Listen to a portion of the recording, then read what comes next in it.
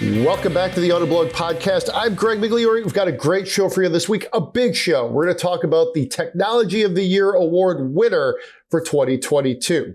So without further ado, that is the Ford onboard scales and smart hitch as tested in the Ford F-150 Lightning. We're super excited to talk about that. And with that, I'll bring in senior editor for all things consumer, Jeremy Korzeniewski, and road test editor, Zac Palmer.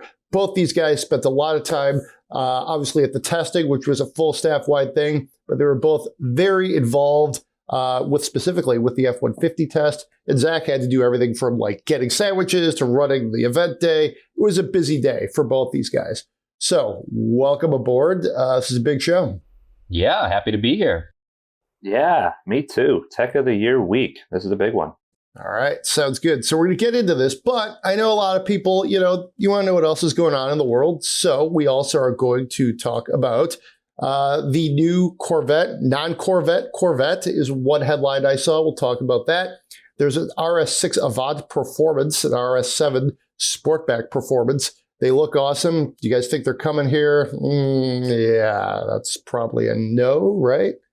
Actually, Audi just confirmed it is a yes, so we can talk about them as Breaking though they news. are in fact coming here. Yeah, no, I just updated the story here. So isn't that a great? I feel like just cars, the world has gotten better. It used to always be like Audi puts out this press release about some awesome car that we're not going to get. It's only for like the suburbs of Munich, Germany. Now it's like, hey, we're going to make this sporty wagon, and it's going to come to the America. So great news on that front. We'll also talk about some of the things we've been driving. Nissan Pathfinder, Lexus NX 450h Plus. Wow, that really rolls off the tongue. And we'll also update you on our long-term BMW 330e, which, if all goes according to plan, will be in my driveway in about 48 hours. So with that, let's talk about Tech of the Year. It was a really interesting test this year. The towing and hauling tech, to sort of generically put it all together, did edge out the biometrics. That's the facial scan and the fingerprinting technology. The Genesis GV60, which we tested it in, which was third place. And then second place was Crabwalk in the Hummer EV from GMC. It was pretty close this year too. Like all three were somewhat close together. A couple of votes either way could have probably swung it, which I think is a good thing. It was definitely spirited debate, and we got to spend a lot of time with the vehicles, with the technology. Process starts in the summer. We start off with a long list. We just put stuff on, we take stuff off, and then finally it culminates with this day-long group test, which is always a fun thing to do for Tech of the Year, for best pickup trucks, you name it. So it was a lot of fun to do. Jeremy, you did a lot of the demonstrations with the video, which is on our site already. If you're listening to this, check it out. Curious, when you were picking it up, like the technology was pretty easy to use, I guess, for me. And I'm not really great at picking up technology fast. Ironic thing to say on a Tech of the Year podcast. But, you kind of got in there and were rocking and rolling, and you're also, you've had a lot of experience in trucks. So, yeah. It's funny you should bring that up. Zac, our other co-host today, he originally picked up the F-150 and the Lightning and did the initial little testing on it, and then he had to go for other, to do some other tasks. So I jumped in, and it was ridiculously easy to figure out. Literally the hardest part of it was figuring out what screen to get to in the infotainment. And that's simply because the Lightning's infotainment system is that really big, huge one that's different than, some other F-150 models. So once I figured out how to get into the proper views, the screens, it was very, very easy to use. And if you watch that video, literally you're watching me explain it the second time that I demoed it. So I did one quick little practice run to make sure okay, yeah, I get this. And then camera started rolling. The fact that things went off without a hitch and we felt comfortable using that first take as our published video basically tells you everything you need to know about how simple it is to use and to figure out. So definitely kudos to Ford for not making it overly complicated. Yeah, I think it's very intuitive, and it's interesting too, because when you look at the different techs that we tested this year, you've got facial scans, and then we've got like the reborn Hummer EV driving sideways. As far as just like just sexy technology, Ford towing and hauling tech isn't really what you would think might rise to the top. But my take on it is just how cleverly like you can use it like via the infotainment system. Mm-hmm. You could also fire up the app on your phone. At certain trims, the taillights will help you out. So even though it's like, technology that goes back to like literally the first things with beds on them that were hauling things back 100 plus years ago, it makes it better. It makes it easier. And it's like even as simple as like the way the infotainment system, like the screen, I should say, is so well integrated. It's very useful, and it does feel futuristic. I think it's super cool too, because this is clearly not a case of tech for tech's sake. Yeah. This is definitely something like this solves a problem. I haul quite often, and I'm always like stepping back, looking at my load, thinking like, yeah, that should be about right. I have some level of experience doing this. There's a lot of people who don't. They buy pickup trucks. They tow a few things a year. They do their Home Depot, truck run, and they pack a whole bunch of mulch or stones or something, paver, bricks, whatever, into the back. And you're second guessing yourself. Like the entire time you're driving slow, you're feeling the steering to make sure that everything seems okay. This takes the guesswork out of it in a really simple, easy to understand way, easy to access, which means people might actually do it, and very visually simple. You don't have to like break out the owner's manual and say like, well, what does this screen mean? Well, there's bar graphs, there's a couple numbers. It's really well done. I completely agree with both you guys. It's the simplicity of how it presents to us, and it's also the simplicity in how Ford has actually made it work. They're not doing a whole lot underneath the truck here to actually make this happen. All of these new systems were put in place using, mechanicals that we already had. So the truck knows its spring rates, it knows the suspension's deflection at each corner, and from there it's able to measure your load in the bed, and it's also able to look at the smart hitch to know how you should load your load onto the trailer. So there's not like a lot of extra complexity and cost going into the truck here. This is using a lot of technology that is simply already there and just being really smart with it. And I also think another thing that makes this a really great tech of the year choice is that this can be applied to a lot of other vehicles. Specifically, the smart hitch can be applied to things outside of trucks. There are a lot of SUVs and crossovers these days with some amount of towing capacity, whether they be 1,500 to 7,500 pounds or anywhere in between. There are a lot of people out there with a lot of vehicles that can tow. And I would even argue that a lot of the people in those kind of vehicles may be first time or beginner towers. And this just makes it all that much safer if you implement a system like this on the F-150 onto, say, like a Ford Explorer or a Honda CR-V.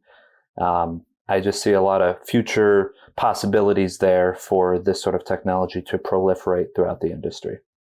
Yeah, no, I think it's definitely forward-looking, and it reminds me a little bit of, our Pro Power Onboard, which won last year, also from Ford, also an F-150 based technology, where you could literally power your TV or your Halloween tailgate like you did there, Zach, and it really just it makes using a very important vehicle a little bit easier. And I think, that's in some ways, that's what I think really carried the day here with the winner.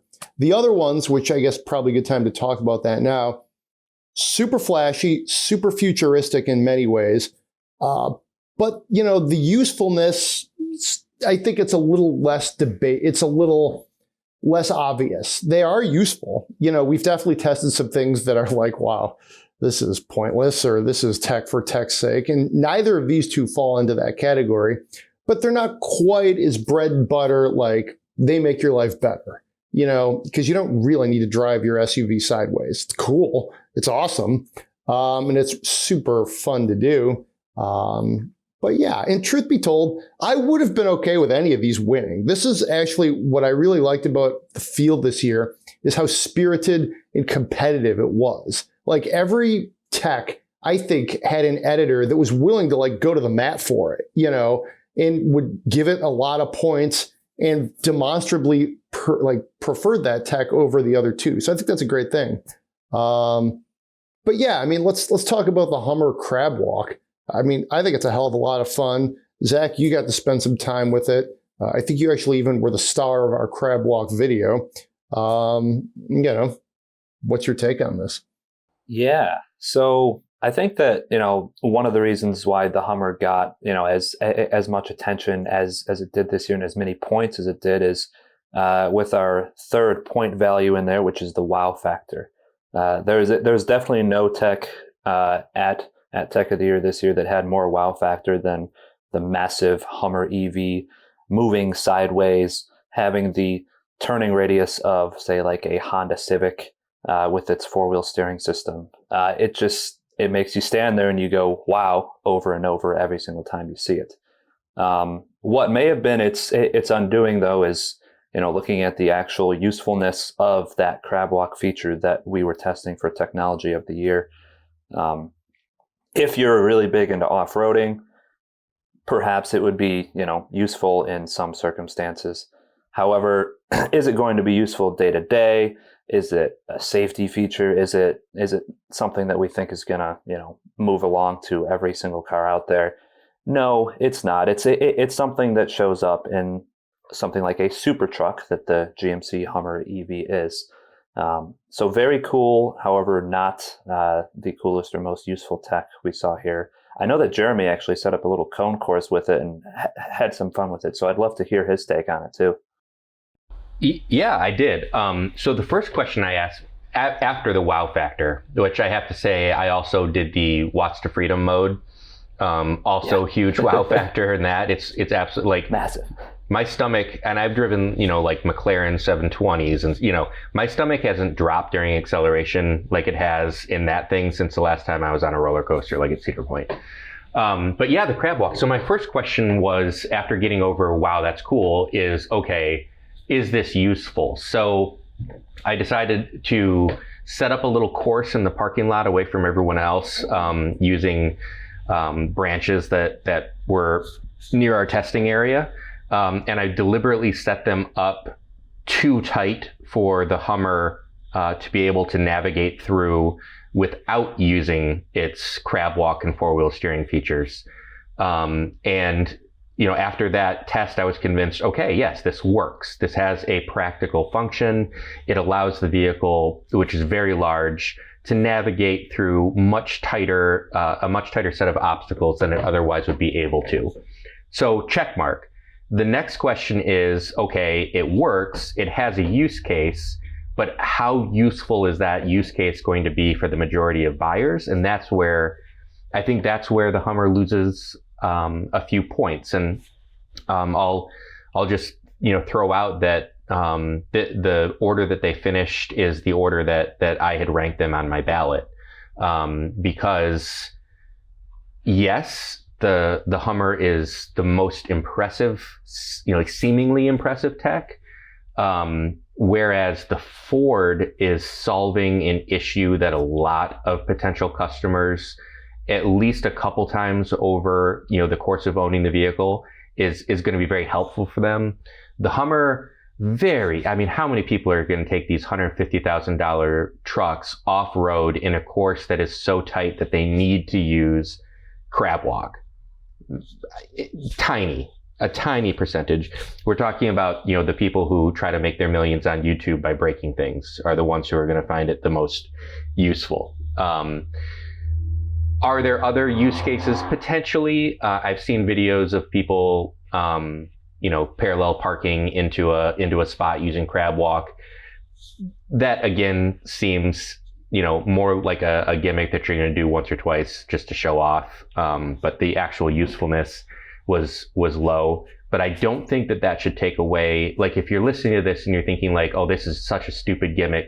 I don't think it should take away how well it works and how impressive it is to see it in action.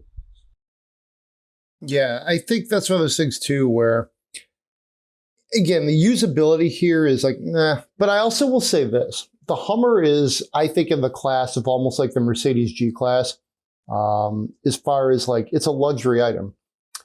It's a conversation piece. It's a status symbol. And when you're going to pay that much money for it, you want it to do some things. Mm-hmm. So to me, it increases the value of just the vehicle, sort of in the way that like a luxurious watch or whatnot has some things in it that may seem superfluous, but they do add to the prestige and the value of it. And that's what I think this does pretty nicely. So, I mean, when you roll up to your, your private island off-road course and you're driving sideways, the guy in the Wrangler Rubicon's not doing that, or whatever. So I do see the point when you're trying to make some of these, especially these like first, like the edition 1 Hummers, you're trying to make them desirable and aspirational and rebuild the brand.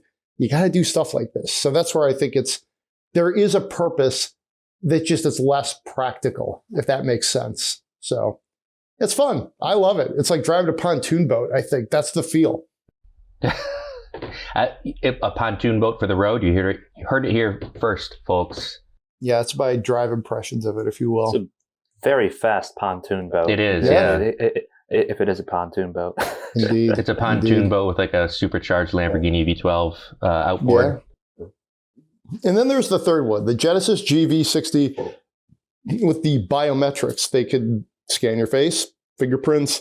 That one is one that didn't work quite as easily as we thought it would. There was a little more heartburn, some dissonance on that. But I'll also say this, having tested other items like this that require like some level of learning, a learning curve, some level of like you have to do it and you have to do it right or it doesn't work, that type of thing. This one worked far better than I expected. Like I got it to work, I think on my first try after somebody showed me. But that to me was pretty good. It's super cool. I think it's also, and it basically, the way we summed it up in our story is it takes like technology from your phone, from your mobile device to the car, which is very natural transgression or route, if you will. So I think, again, my personal view is I didn't like it quite as much as the other two. And obviously a lot of people felt that way because it finished third, but I was also very intrigued by it. It was, again, a spirited contest. So, yeah. The GV60 really did pique my interest as something that could have won this thing. But I think it was more the implementation of the tech and the actual functionality that ended up, it was a little clunky and it didn't always work exactly how well it was supposed to. In my testing, I lined it up. You go through the whole setup process, which only takes about 2 minutes or so.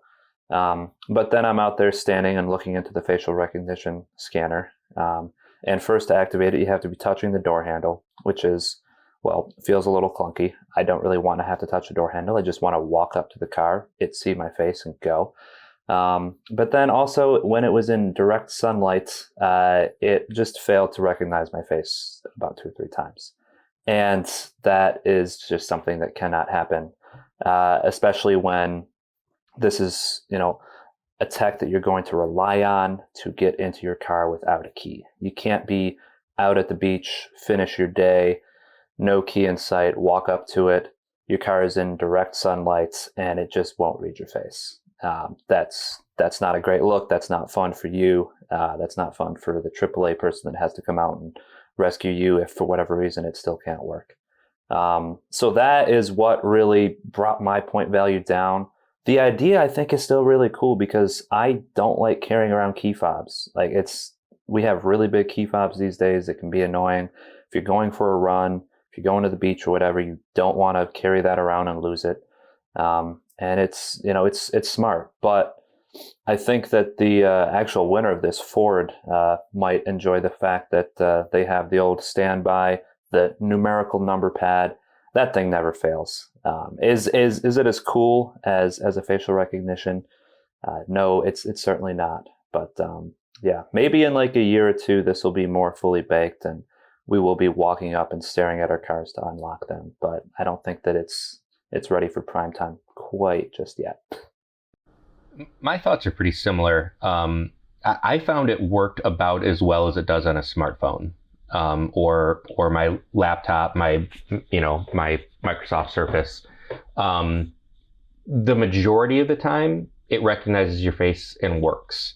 With a smartphone, no one sets that up without a pin back, to fall back on.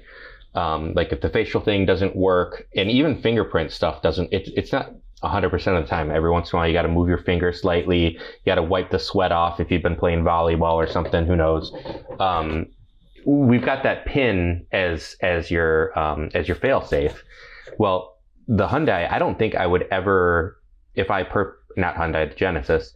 Yeah, I don't think I would ever walk away from the vehicle feeling comfortable leaving the keys inside and locking it using that without having the key as my fail-safe. In the same way that I would never not have a PIN code backup on my phone. If that's the case, it defeats the purpose. If I'm going to carry the key fob with me anyway, then what do I need the other, the facial recognition for? However, I will say it's cool. It works the majority of the time. And if you're a really techie kind of person, like if you're the kind of person who loves the facial unlock on your phone, you're probably going to like it in your car too. It's a cool thing. It generally works. I think I had, better than a 2 out of 3 hit rate on it. I just found it unnecessary because, like Zac said, Ford solved this issue 30 years ago or more. Some good friends of mine have got a 2004 Ford Edge. It's got the number pad on the outside of it. And they use it all the time. They lock their keys in it, and use that code. Like, this isn't actually superior to that in my mind. So, I wouldn't say that it's tech for tech's sake necessarily. I would just say it's an unnecessary evolution of something that's been figured out. Yeah. The actual fingerprint starting too.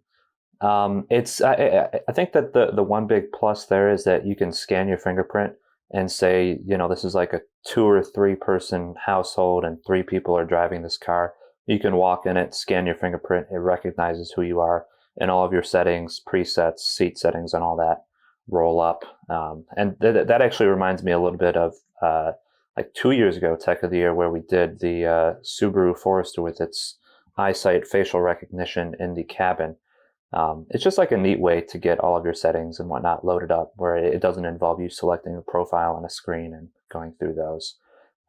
But once again, it's just slightly clunky. You put your finger on the sensor, then you can push the push start button instead of just like walking right in and scanning your finger and the car starting up.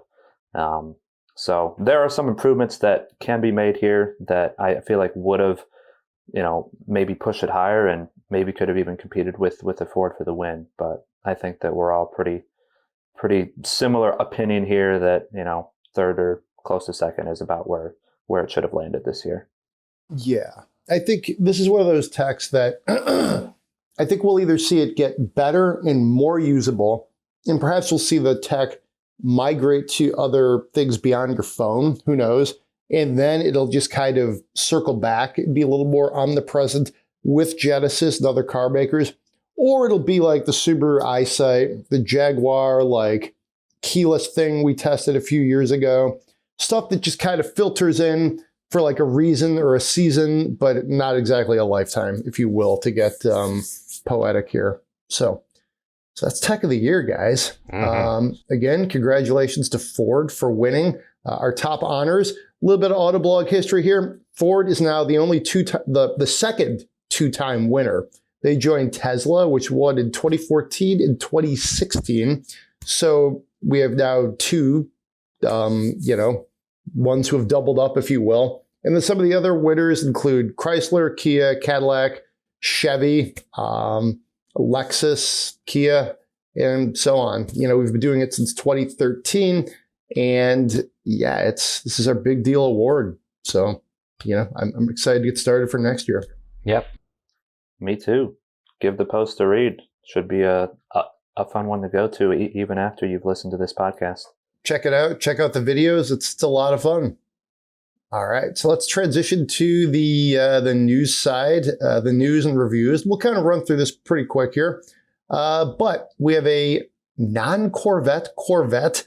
This is kind of an interesting one. Mark Royce, who's the president of General Motors, mentioned this during an investor call last week.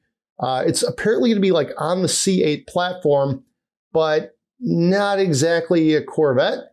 So, I don't think we're bringing back the XLR, if you will, if you guys might remember that, which I drove on a track at the Autobahn racetrack in like middle Illinois, like a long time ago. That was a riot. Yeah, what do you guys make of this? I am pretty mystified because, yes, when you say a non-Corvette Corvette, that is directly where my brain goes to, XLR, XLR-V. Yeah. But man, it's confusing. I feel like, Chevy has really turned the Corvette, just model sequence and all that a little bit on its head with the C8 here. Mm-hmm. They've thrown a lot of things at the wall. We have the classic Corvette Stingray, and now we have the Z06.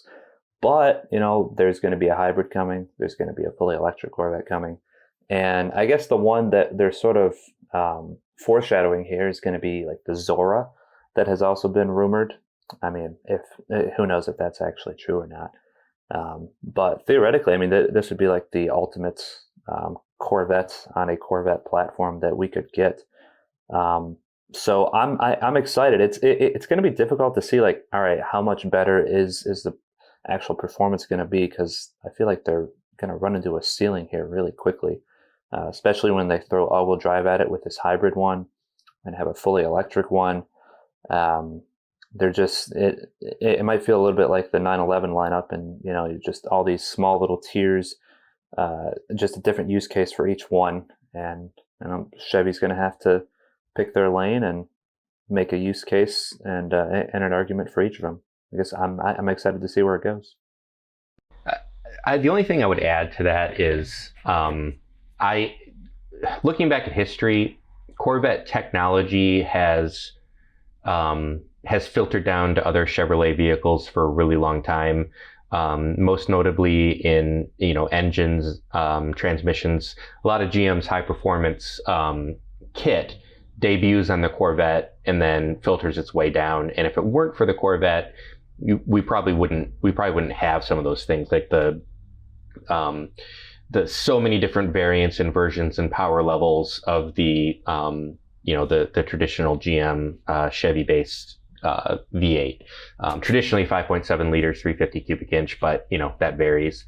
Magneride Suspension is another good example of something that debuted for Chevrolet on their flagship performance car and filtered down to other vehicles, Cadillacs, etc. That's not exactly what GM said in their investor conference. I wasn't there, so I didn't listen to it and hear it with my own ears. But they said based on a Corvette. So that means like Corvette bones, Corvette platform. The only thing I can figure is that they're probably talking about, like Zac said, the ultimate future performance Corvette.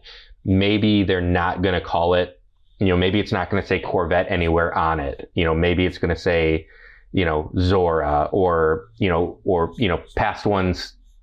Like think of the ZR1 of the 1990s. It was still a Corvette, but I don't know if it's going to be like that. I think, if you extend the thought a little bit out, probably for years, Chevys should have been capitalizing on Corvette performance. There's probably going to be an electric Corvettes sooner than later. Ford took the Mustang and made it into electric crossover. There probably should be more links to the flagship Corvette across GM's line than there already is. So I don't know. I would love to see them invest heavily in Corvette, make it, it already is a world-beating supercar for the price, but extend that idea. I don't know why there wouldn't be a Corvette-like four-door crossover, something that used, a similarly based and powerful propulsion system. It just would make sense for them to do that. Look at what BMW does. BMW's M's second ever M car is a crossover, and people are throwing a fit about the looks a little bit, but they're not throwing a fit about the fact that BMW is making this performance SUV or performance crossover. We've come to expect it. So why wouldn't Chevy follow that same kind of path and expand Corvette performance, especially future electrified Corvette performance across its model range? Sounds good. At different points, we've talked about how, like, if Corvette were to be able to grow the range, it could even almost be its own sub-brand, if you will, in the way that we're seeing Mustang is, there is a Mustang crossover now, an electric crossover. It's there's no parsing that out. That's the reality. So you wonder how many different ways could they take Corvette? We'll see. I imagine, too, to take this even a step farther, you could spin Corvette off. That might be a pretty valuable company if, you had like a crossover, something electric. Could even be like Ferrari, where like the former parent holds on to a lot of the initial shares. So you're still kind of controlling it. Seemed like might be a fun job, like almost like a retirement gig for Mark Royce or Tad Juchter or something. Just, playing a little fantasy football here with car brands. Speaking of fantasies, though, this is pretty awesome. This never happens, it seems like. Some new hot Audis came out this morning, and it feels like for as long as we've been doing this, it's like you see the press release, you see the pictures, then you say, they're not coming here.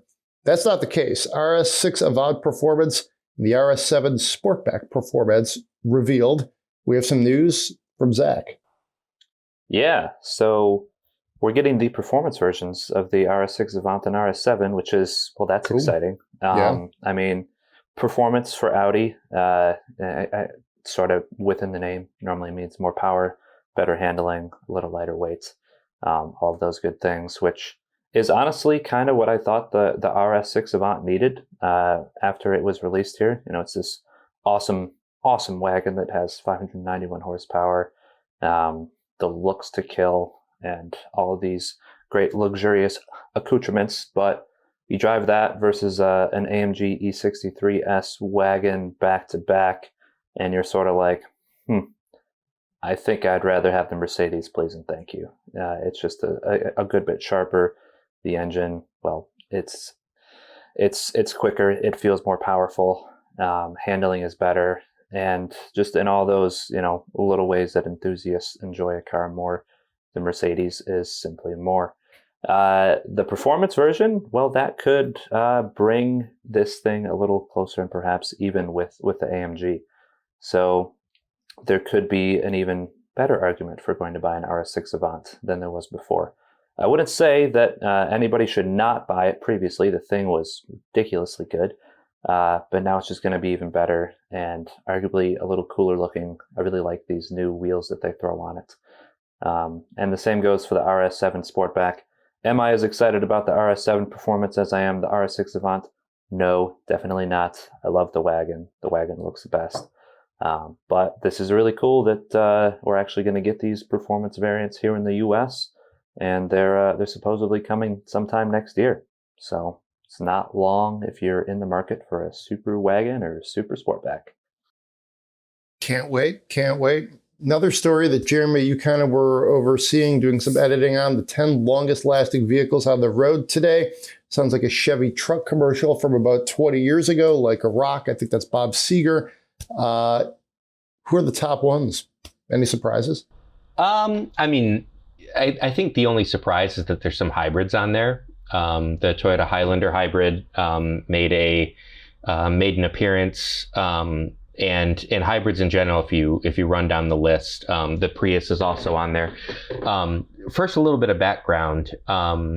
So the list is based on analyzing 2 million vehicles that IC Cars has in their database.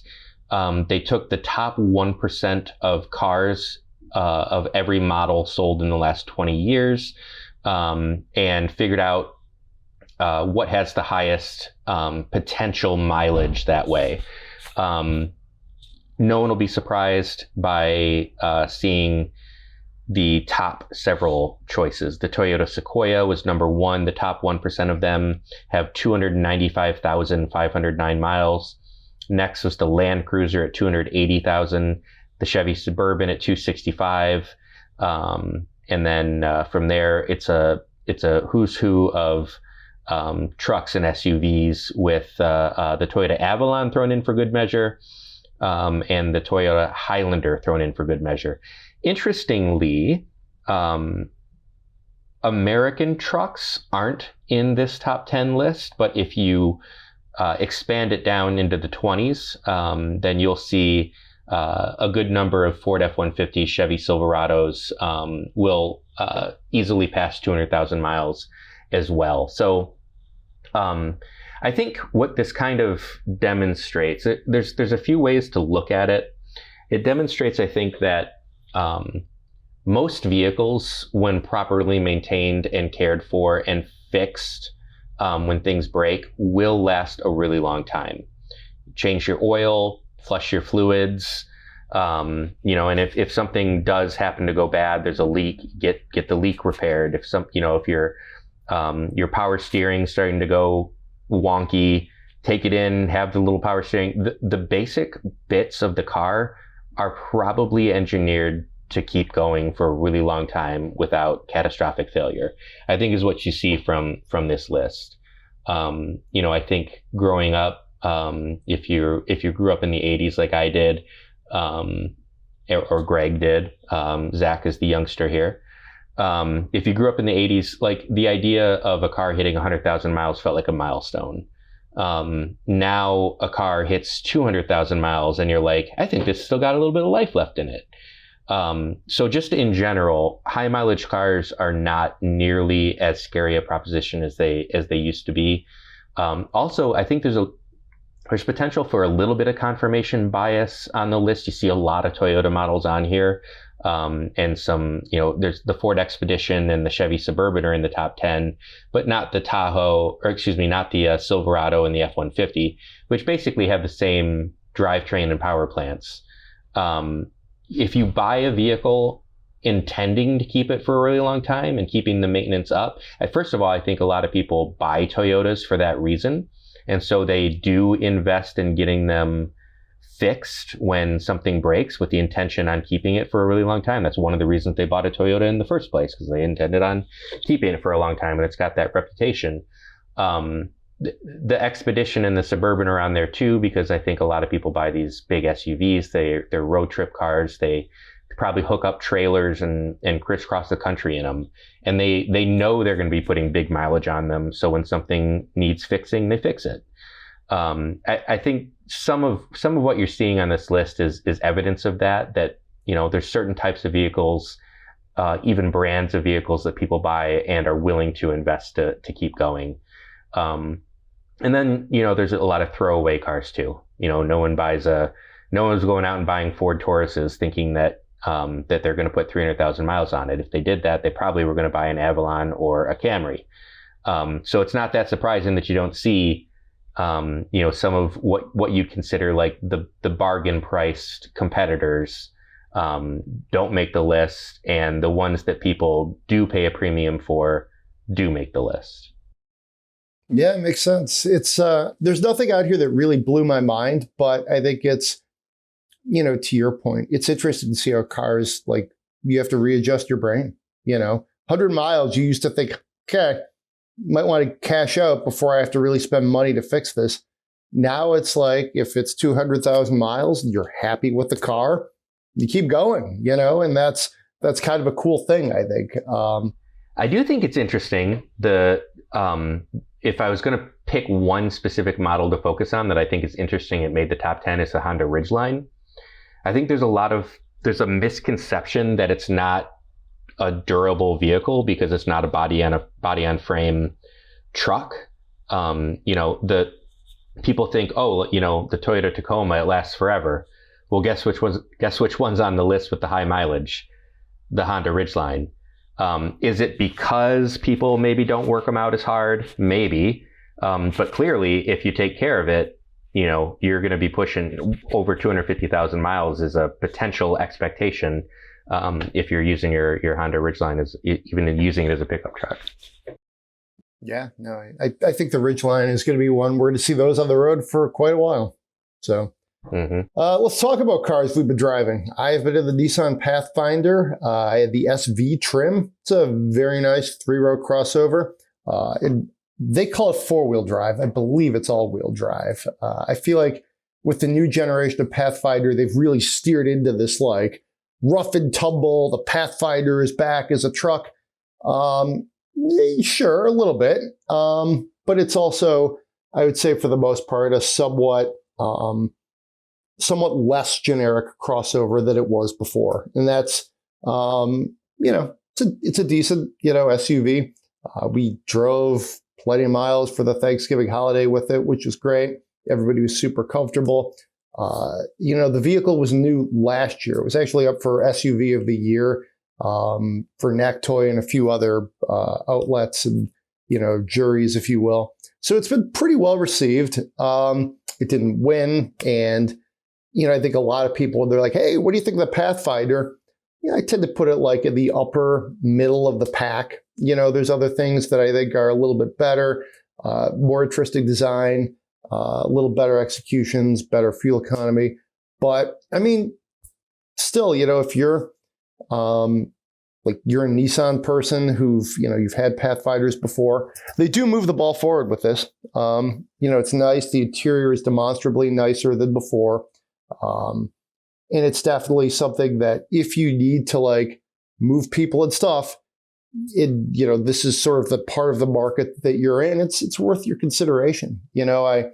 Nothing about it really blew my mind or stood out, which is kind of a tough thing to say, but it also was very solid. The infotainment was okay, but not offensive in the way some companies will really frustrate you.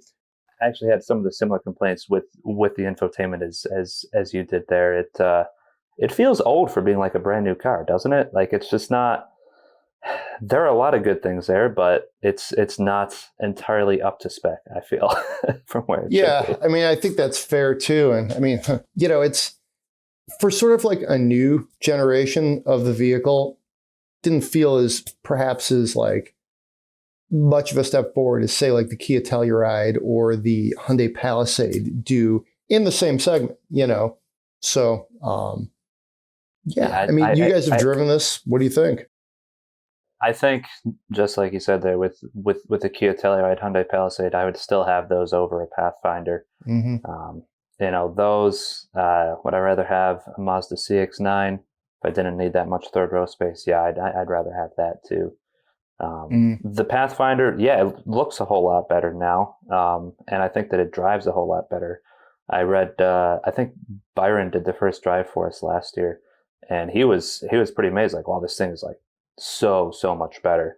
The last time that I drove a Pathfinder was actually the previous generation one, and that was the Rock Creek edition. Yeah, it was not good. It was genuinely one of the worst to drive 3-row SUVs out there at the time. Now the Pathfinder is super respectable, nice SUV to drive around in. So middle pack to middle above pack, I think I'd rank it right around where you have it too. Yeah, I think I drove the Traverse fairly recently as well, and I feel you've got this kind of middle class of large 3-row SUVs that I think it's tough for them to like do conquests, if you will, as far as pulling somebody out of another one or beating the new flashy sort of king of the hill. But they're also solid and they're better than they were. And to your point, that old Pathfinder was really a historic piece of work. Let's put it that way. Yeah, I actually haven't driven the new Pathfinder yet. So I'll comment solely on its looks. The previous one could be, mistaken for a rugged minivan, kind of blobby overall. The new one is still a little bit blobby to my eyes, but more like SUV shaped than minivan shaped, which I think is definitely something that works in its favor. It now looks like a real rugged SUV, as opposed to like a jacked up wagon or anything like that. So I think that's good. I've always liked Nissan's V6s. They always feel kind of maybe a little unrefined, but they're always there with the power. So I think that's a check in its box as well. And moving to the 9-speed automatic, like we said, that even if you don't care how the CVT drives, I keep tabs on, because a lot of people ask me they ask me a lot about used vehicles a lot, and the Pathfinders of old with their CVTs and the Infiniti QX60s, especially the early ones that use the same CVT, way more transmission problems than their competitors. So glad to see that Nissan ditched that in favor of a more reliable solution. All right. Sounds good. So let's shift gears over to the Lexus NX 450h Plus. Do tell what that is. Yeah. So first of all, I hate this naming convention that Lexus is using here. They're the numbers, letters, and symbols. I know. Yeah. Like all three. I like the plus part of it, ridiculous, to be honest. Yeah. So which one's the 450h minus then? Oh no, there isn't one. Yeah, that's it. And I have the same complaint about Sport and Sport Plus. Do we really need this? Do we really need to break down Sport and Sport Plus in our kind of family-oriented luxury crossover? No, we really don't need a Sport Plus mode, but whatever, I digress. Basically what the NX is, there's two ways to look at it. It's the younger sibling to the best-selling RX Lexus crossover. It also could be seen as a really nice, luxurious RAV4. Either way, I would say is not a terrible way to describe it. I really enjoyed the NX 450h Plus, which, let me break this down. NX, I know everyone's laughing. NX is the model as opposed to the RX. It's the smaller of the two row crossovers in Lexus dealerships. The line starts with the 250, which I would say you should avoid at all costs, because for only $3,000 more, you can replace the 2.5 liter naturally aspirated 4-cylinder that also comes in the RAV4 with a turbocharged 4-cylinder that is much more befitting of a luxury nameplate than the base 4. So I would skip that 250 entirely. I would go straight to the 350. The other two options are the 350h, which has nothing to do with the standard 350 non-H. The 350h is a naturally aspirated 4-cylinder and hybrid motor combination. It's the most efficient of all the powertrains in the NX lineup, unless you also consider the 450h Plus, and there is no regular 450h, there's only 450h Plus. The Plus is the plug. So if you keep the battery charged up in the 450h Plus, it then has the potential to be more efficient for most drivers than the standard 350h, because it has a much bigger battery. It's much heavier because of that battery. So if you run it as a hybrid without ever topping up the battery, it's not going to be as efficient as the standard hybrid. If you continually top up the battery at home, as you should if you bought one with a plug, then it's a really efficient car. I really enjoyed driving it. The bigger electric motor of the plug-in, the bigger battery allows you to do most of your driving on electricity alone. Even when it's in regular hybrid mode, the engine only kicks on when necessary. And that didn't happen to me very often, which made the drivetrain feel very smooth, very electric, which is a compliment. The rest of the vehicle is very Lexus. It is quiet, it is smooth, it is comfortable, a little bit numb by design, but I think that works for them. It's their bread and butter, it's what they do. It's not a perfect vehicle by any means. The first thing I'll mention is we talked earlier in the show about tech for tech's sake.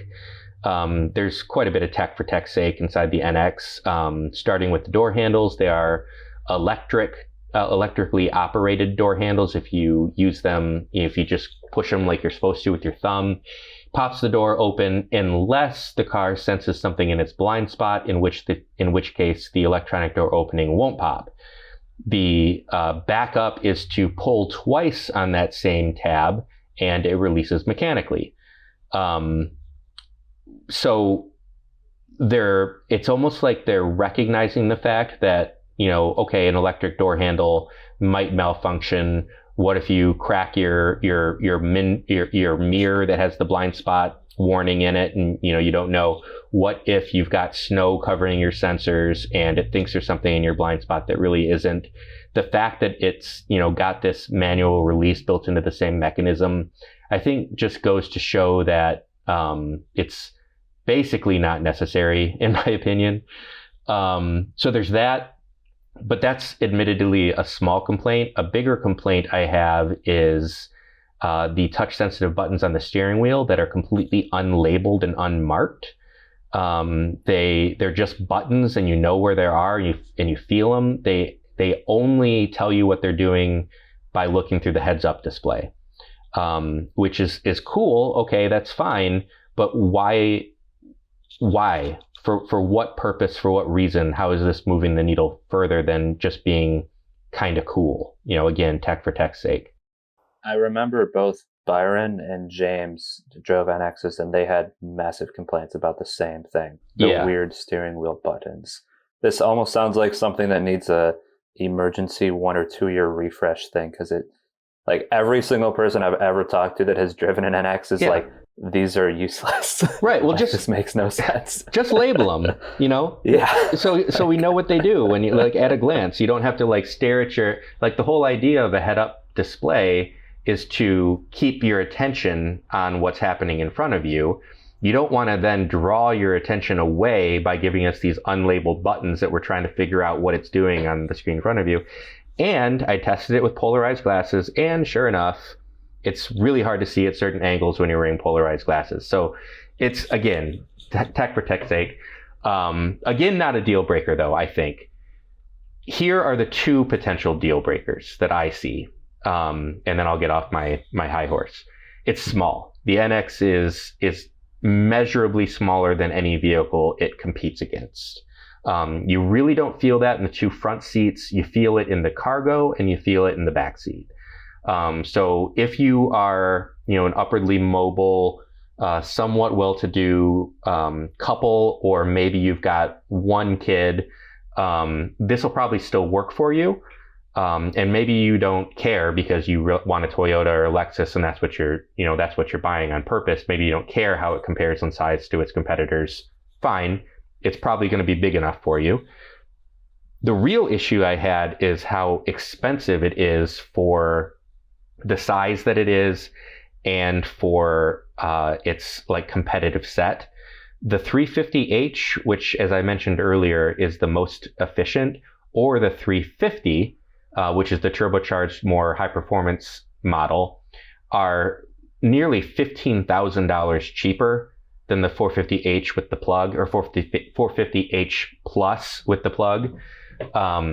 $15,000 is huge. That's a lot of money. If you're, $15,000 might be the amount that you're putting down on the car.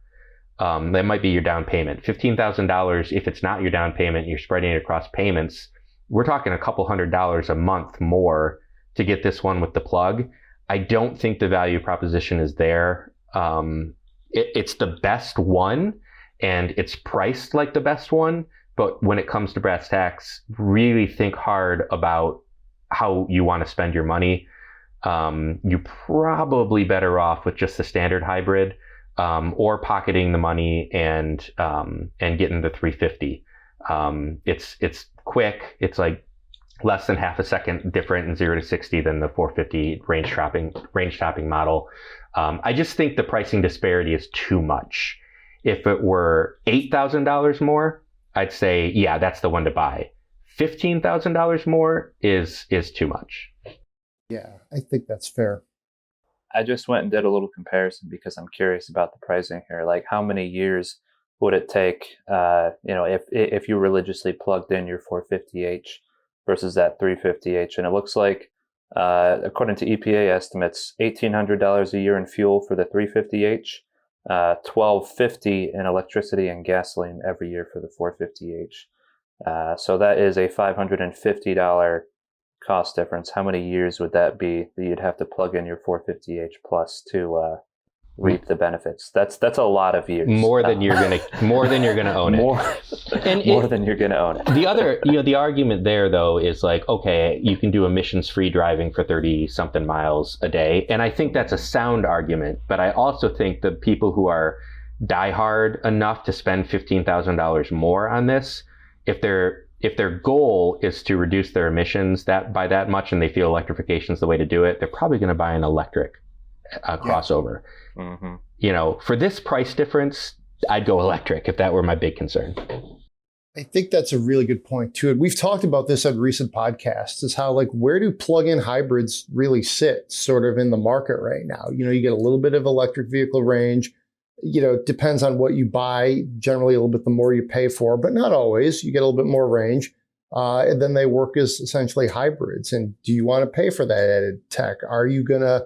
Is that how your life sort of works? And, this is one where you sort of see, with the cost being such as it is, where the argument makes a lot less sense than some other vehicles that we've looked at.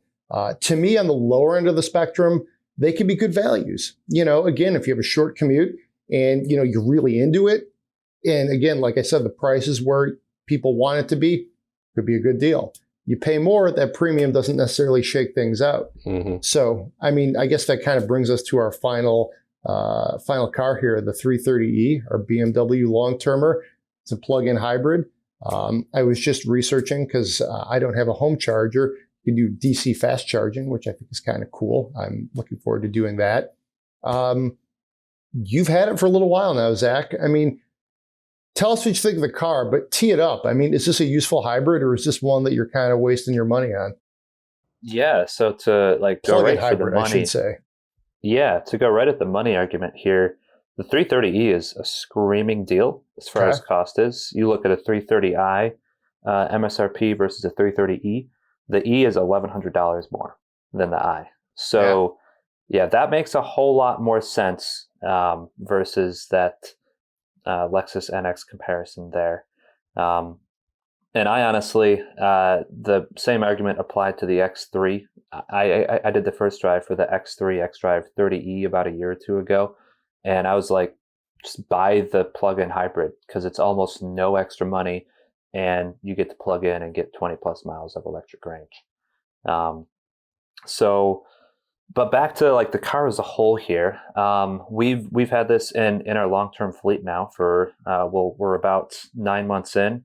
We had a little bit of a break with it in the shop for a while, getting some repairs to the front bumper after just a little scrape happened. Waited a long while for parts to get in. Which is basically the theme that has been the theme for the past 2 years with all of our long-termers. When anything has happened, broken, whatever, parts are tough to find and they take a long time to get in.